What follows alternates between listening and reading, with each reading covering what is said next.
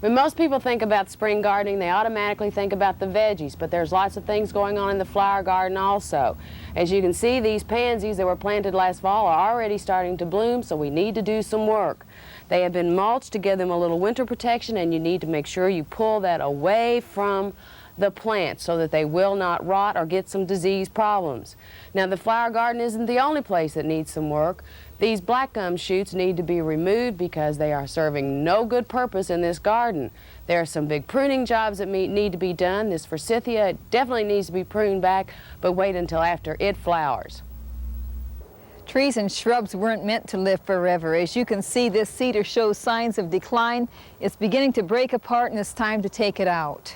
There are plenty of the new trees standing here ready to take the place of these, and that's a good way to approach your landscape. Things that need to be removed, try to replace them with additional plants, and go ahead and remove completely the ones that are no longer useful. It's crabgrass time. We don't see one sign of crabgrass yet, but that's the time to get the sprayer out. Dacthol is a good pre-emergent herbicide. This can be sprayed down and you'll avoid a lot of crabgrass problems. Finally, spring means bulbs, and there's nothing that heralds spring better than the bulbs coming on. A good way to make the best use of them, of course, is to fertilize right now when they're at this stage. 1 teaspoon of 3400 or 1 tablespoon of 10-10-10 around each bulb, and try to avoid the crown of the bulb when scattering your fertilizer. It will damage it. It's spring and time to be working in the garden now. We've taken our first spade full of soil, and the soil is actually too wet today. You can see how that balls up and sticks together. If we were to rototill the garden today, it would dry out and be slightly harder than concrete.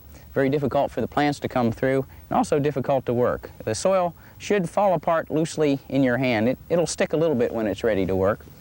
We can have one vegetable very early. Notice this spinach. This wintered over because we had a very mild winter. Sometimes it won't winter over though.